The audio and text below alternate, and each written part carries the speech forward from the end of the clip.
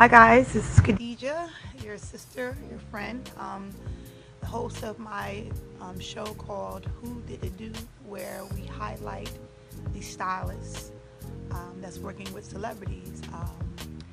I'm making this video. I'm here at my school.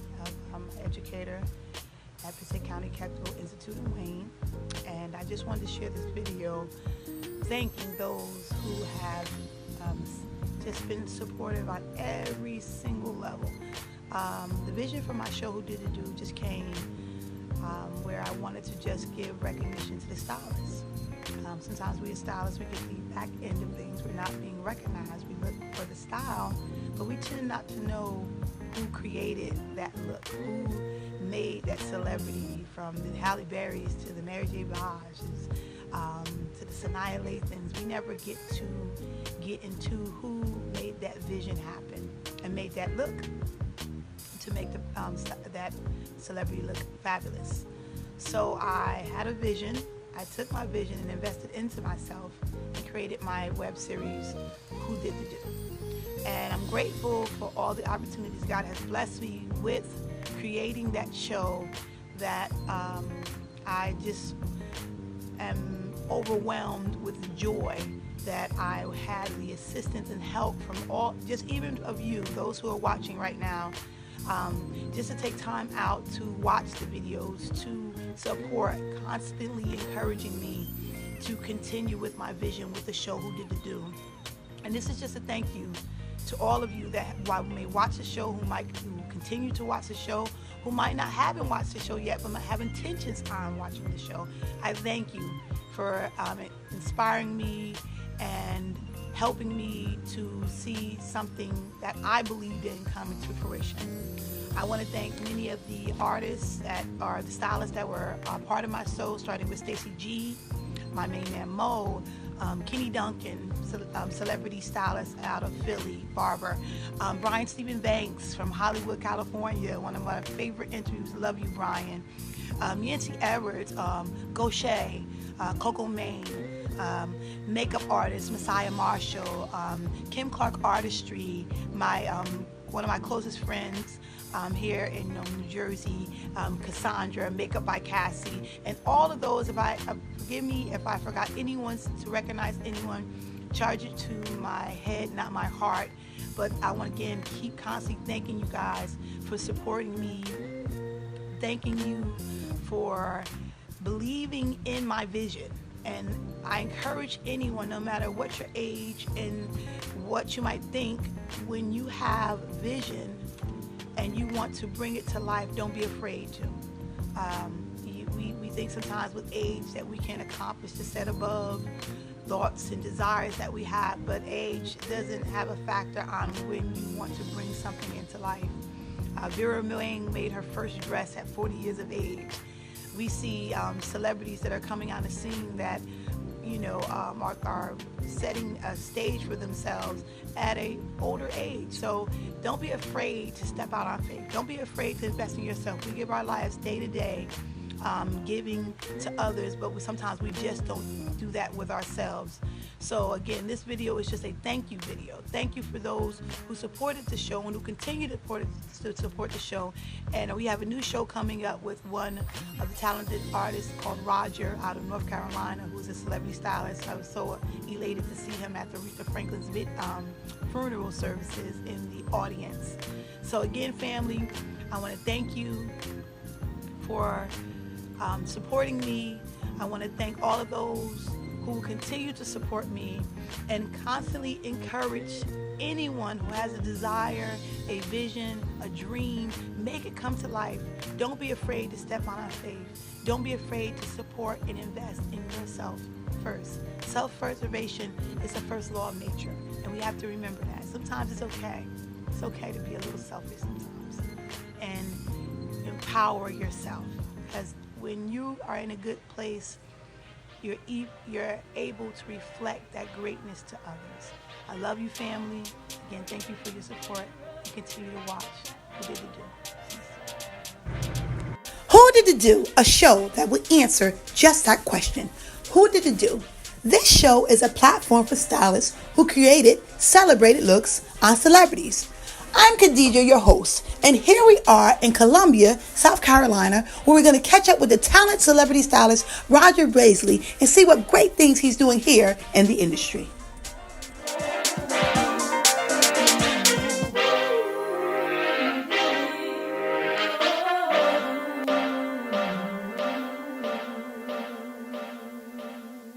Here we are with Who Did the Do with Roger Brasley. Thank you so much for being a guest here on our show.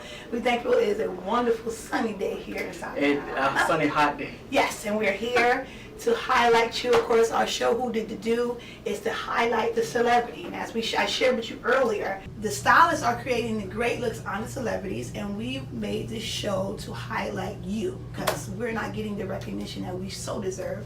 So please share with Who Did Do a little bit about yourself.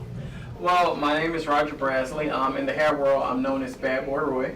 Okay. I've been in the game since graduating high school in 1998. Wow. I was playing in hair in 94, my freshman year in middle school. Once I got out, I went a little further and started dabbing in makeup, and now you have it. I'm a celebrity hair and makeup artist. I've traveled the world over doing what I love. Just enjoying my passion. I currently am the owner of Beauty Art by Roy here in Columbia, South Carolina. I opened up in April of 2017, April the 8th, as a matter of fact. So we just celebrated a year anniversary. Congratulations. Yes, congratulations. We're very much flourishing and growing, and it's just becoming more than what I thought. I mean, God is really blessing us here in this moment and in this time. Definitely. Now that you're saying that your shop is flourishing, great. That's excellent to hear because that's what we want, the productivity of our businesses. So being you're working with celebrities, how are you able to manage and give that balance with working with the celebrities and building up your business? I think that it's by God's grace alone because I'm always on the road. I literally live out of a hotel in my car. I drive everywhere that I need to go unless I have to fly because I'm still scared of flights. Oh, okay. That fear has to get knocked out soon. I'm trying to tell you. It's okay. like, whoa. But I travel a lot. So usually I'm working through the week, but the weekends I'm usually out. Maybe 3 weekends out of the month I'm out of town. Okay. But through the week I'm here to handle my clients, my usuals, my normals, my everyday clients that I love and adore. That helps pay my bills. That's good to hear. You already know. Getting the bills paid. That's right. I'm trying to tell you, get that coin. That's right. But yeah, through the week I'm usually here working in the salon, make sure the business is going. And if I'm not here, then Dolores James and Jeanette Tompkins McDaniel, she is, they're both like my rock right now. Great to They're hear. helping us. They keep it moving when I'm not here. So we're doing great. God is really blessing us. Oh, and that's give God always the glory. Always make sure we put Him first in our lives, and everything else will come in place. That's what I believe as well. That's right. So, with the celebrities, would you mind sharing at least one or two or three or four or five or whatever you choose celebrities that you have worked with? I will start in the very beginning. It was A. Marie. After that, I did a little run with Monique. I've worked on Beyonce's team before because I've done the BET Awards for like the last 12, 13 years. I also work Essence. I've worked Soul Train Awards, and last year I picked up CBS. Wow, congratulations. Yes. So under the direction of Miss Beverly Bird, I actually was able to pick up CBS, and we've been doing some amazing things there. We shot Candace Patton in Canada. All right. Yes, and it's just going great. It's been some major heads. I work with Angie Stone on the regular. I'm always with her. I work with SWV, Queen Latifah, Tweet. I was just on the road with Tweet, Lettuce, and Melanie Fiona. Okay, and I attended that. They were in New Jersey, and I went to that concert. Yes. In Montclair. Yes, that's right. That was one of the stops. We did that. Jesus, my mind is like went blank all of a sudden. You did enough name dropping that the floor is fully covered right now, okay? So we would appreciate that. We like to bring the broom out with the new stock. Yes. Now, Roger, you just explained to me how you have worked on BET, you have worked at Soul Train Awards, and that's like it's a lot of celebrities even present, even though you know you're working on some, but it's others that you admire that have been in the industry, like, for many, many years. Yes. So can you please target a little on professionalism? Professionalism is key, and it is very important if you want to keep your job. A lot of the artists that I work with are very, very finicky about cell phones being present while you're working on them.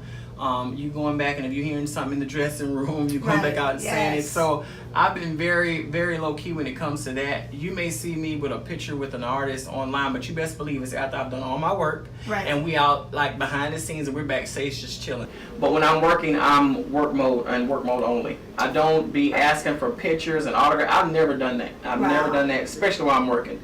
I don't. And why do you think so? Why do you think so? I think it's a level of trust. Okay. I think it's a level of trust, and a lot of times, a lot of the artists we work on, hate to say this, but they have really bad hair issues going on. So a lot of times you'll hear them say, "Look, I don't want no pictures of me while I'm getting such and such done. I don't want no pictures of me with no makeup on my face because I don't want to be out in public looking any old kind of way." Or on the internet looking any old kind of, because people use that against artists a lot. Absolutely. So you have to be very mindful that when you're doing work like that with that caliber of person or that caliber of celebrity, you cannot act like a groupie. You just can't. You got to put your so big no boy. cell phones out, facing, FaceTiming, none of that. No. Not while you're working. No. When you're done working and you ask permission, because I have to do that. I have to ask, do you mind if we take a picture now that we're done? If they say no, then honey, it's all right. I'm going to keep on moving. Right. But if they say yes, then cool, because they're comfortable with it at that point. But I will never be taking flash pictures and they not know it and without their permission. That is so unprofessional, and you will get fired quickly. Wow. Very quickly. Very quickly. Yeah, because I've seen stylists that have done that, and they've told them to their face, you will never come back. So it's honest to say that your professionalism and understanding those facts has maybe even opened, not maybe, but has opened up doors, because I know usually stylists refer to other stylists. Yes. They'll give a reference or a referral and say, I work with Roger, I think this is a go-to guy. So we're thankful that you targeted on that professionalism, because again, a lot of the celebrities, they want to be private. They don't want all their business being exposed, because like you just stated, people will use that against them. Yes, they will. And kind of basically, like we say, drop their sock. So with that being said, being you exemplify professionalism, do you believe that having that professionalism has opened up more doors for you in reference to referrals? Like you might have worked with a celebrity and that celebrity says, well, I worked with Roger, he's a good guy. Or even those who work behind the scenes may have opened up doors for you based off of your professionalism. Yes, that's happened many a times. Deborah Bird that works for BET, she's a good friend of mine. She's always looked out for me when it came down to the BET Awards and different artists that would need, because a lot of times when I go to the BET Awards, I may have gotten a call for 1 or 2 artists, but I end up doing 5 or 6. Okay. So Deborah would know that I would be in the building, and she was like, "Hey Roy, I need you to go such and such trailer. Roy, I need you to go such and such trailer and do this, do that." And it was okay. I just did it, but she knew that when I went, it wasn't like no bunch of rigmarole, or it wasn't no foolishness going on. I went there, did my job, got back, did what I had to do, and got on through. So when you work with the celebrities, is it usually a contact person behind the scenes, or do some of the celebrities you work with, you have like a personal relationship with where they call you? Yeah, some of them I have a personal relationship with. That's one thing that I have garnered over the years, is to be able to, I just have a good rapport with people. That's a blessing. So when I meet someone, and me having the gift of gab, I make you feel like you've known me all your life. You may not have just met me. I feel like we've been cousins for a long time. Yes. I didn't know he was my cousin. Yeah, we could. From a different area. But I talk to people, and I was taught that by my mother and father, to just be grateful and be thankful and be nice to people so they could be nice to you. So me just going through that process, I've earned my way. Right. Nothing was given to me. I've earned my way. So it took me a while to get there, and I'm very thankful that I'm there now. But it was a journey. Now, again, we talked about that foundation, you giving grace to God, and I love that. Now, one thing you spoke on was a key word, earning. Well, it was 2 keywords, earning it. Yes. Because we're seeing now in our industry, it's being really taken over by the non-professional. The non-professional can, come in the industry, no license, no experience, but because of the mass media from Instagram, Facebook, YouTube, they're becoming overnight sensations. What do you think about that? What are your thoughts on that? I don't really know how to feel about the Instagram, the overnight celebrity, the instant celebrity. Earning it, right. and comparing to earning our way. I think that times have really changed. And those that are getting it by way of Instagram or Facebook, I think that, you know, to each his own. Gotcha. But when I was coming through, there was no Instagram and there was no Facebook. Hell, I think MySpace, it just was created. And we weren't even really on that. So, and we didn't have in our mind then to use MySpace as a tool for networking and a tool to get business and get clients or just to put your craft out there like that. MySpace wasn't for that. MySpace was just for pictures and meeting people. Right. So I think that it's great now because it's definitely a lot of free advertising that you get with the Facebook and the Instagram and Periscope and all of them that they have. I mean, I think it's like 20 of them. But I still think that somewhere along the way, if you don't earn it, you're not going to respect it. Wow. If you earn your way, then you will respect you respect what your gift is or what your reward is. You're going to respect it. But if you don't earn it, you don't give a care if you lose it or not because you didn't go through the challenges to get it. Somebody just gave it to you, or you got it freely, or you just got it at a whim. You're not going to respect it. But when you put in that hard-earned work and time and energy and space and wealth and health, you're going to have a whole new respect for what you're doing. Right. And what you're getting. You're going to have a new, you're like, look, I earned this. Right. I went through the trials and tribulations to get this, so I'm going to keep this. I'm going to do everything I can to keep this. And a lot of times when people get something free, they don't care if they keep it or not. Because, you know, how your grandma used to say you can't miss what you never had? Right. You know, you don't have respect for it if you didn't earn your reward. It's okay for people to give you things, but some things you got to put in work for. Right. And you respect it more, like you said. You have to, because you won't. And it causes, I think too, in our industry, it causes more, it's also causing a break or a separation too. Yes. Because those who haven't earned it, they are very, very charismatic with it. Yes, very loosely and freely with it, and then they end up gone. Right. One hit wonders. Right. That's where they come from. Exactly. Yes. It's going just as quick as you got it. Exactly. It's gone. And then they're wondering why. Exactly. So keeping a great and humble foundation, because we notice inside your salon you have a lot of inspirational sayings. Yes, I do. And also myself, stay humble. Okay. I think things like this keep us very grounded. Yes. And like you said, because experience, letting you know where you started from and where you're at now, you always have to go back and count those blessings. That's right. So that's continuously do that. That's always continue. It's definitely a must. Oh yeah. So what I just wanted to share. We always ask any of our guests that we have on the show, name or if you'd like to share a situation where it was like very chaotic, but your skills came through and sealed the deal with working with your celebrity. Okay, so probably for the last album for Angie Stone. Okay. Not the last album, the album before. We were doing different looks, hair looks.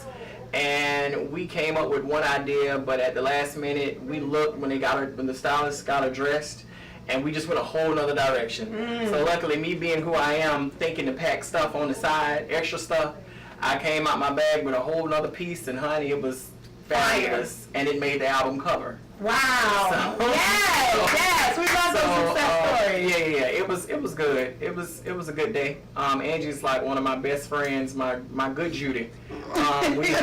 We talk all the time, and we entrust each other a lot. But she is very much an inspiration to me.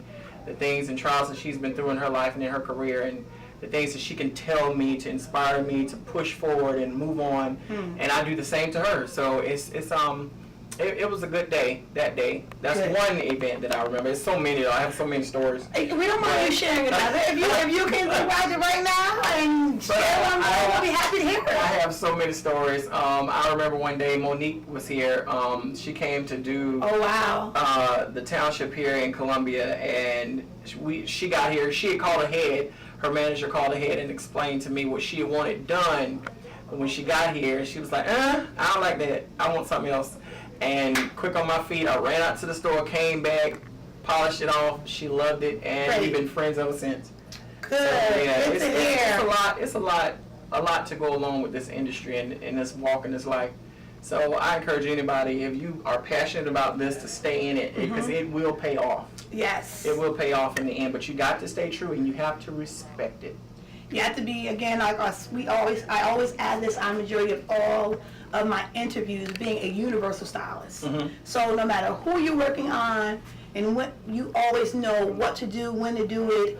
and how to do it. You know, it's very, very important. I'm glad you just shared with us some of those great situational issues like that. Yes. Because that's we have to be always on top of our game as stylists. That's right. So that's again is the reason why we have the show, because we need to hear what's going on with the stylists. With that being said, it's all about you, Roger. So what big things are you doing right now, or that's coming up?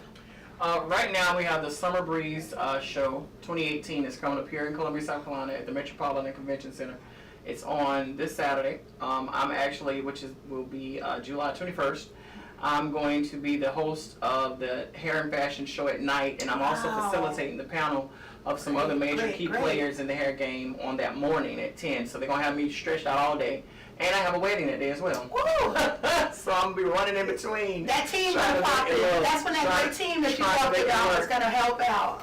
And then next week, I go to Vegas for Cosmoprof. Wow. I'm working with Shea Moisture now. That's great. Congratulations. Yes, Roger. Yes. Rich Lou was at the Essence. I just came back from Essence last week. Okay, cool. and yes. He was announcing to everybody that Essence is now under the direction of Sundial, and he is like the CEO. Okay.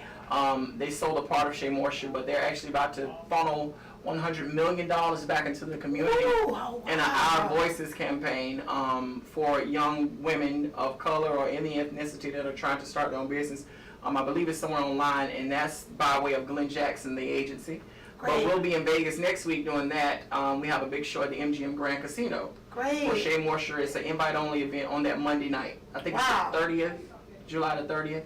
Yeah, so it's a lot going on. And then from there, I go to Bronner Brothers. Yes. So, yeah. We hope to see you there. Oh, yeah. We hope to see you there. Yeah, we'll be there.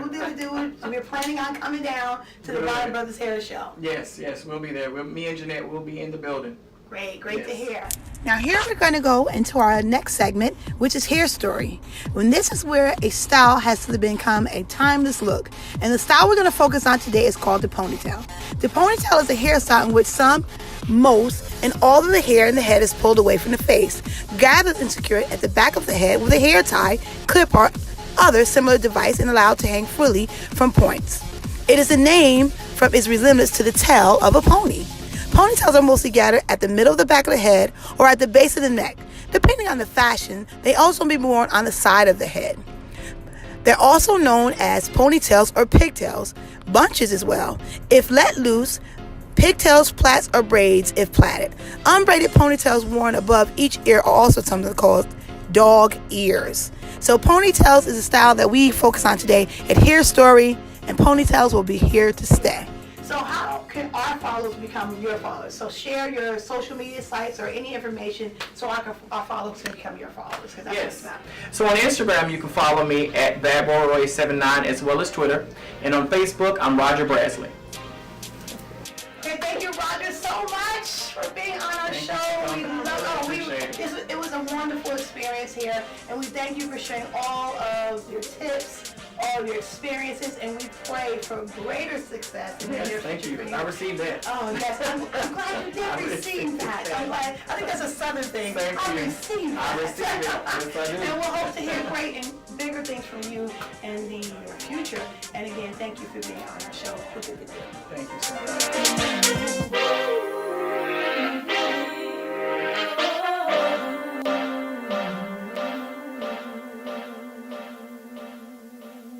Yeah, we still rolling. So, a few years ago, came to Columbia. Okay. And I had actually made a unit for her.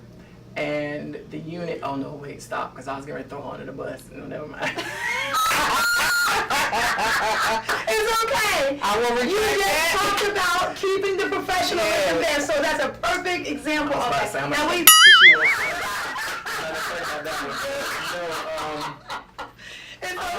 It's okay. We respect that. We respect you got to catch you. You put it back in. You really did. Yeah, because I was about to say, okay, anyway. We love it. See, that's what we love about Who Did the Do. It is what it is.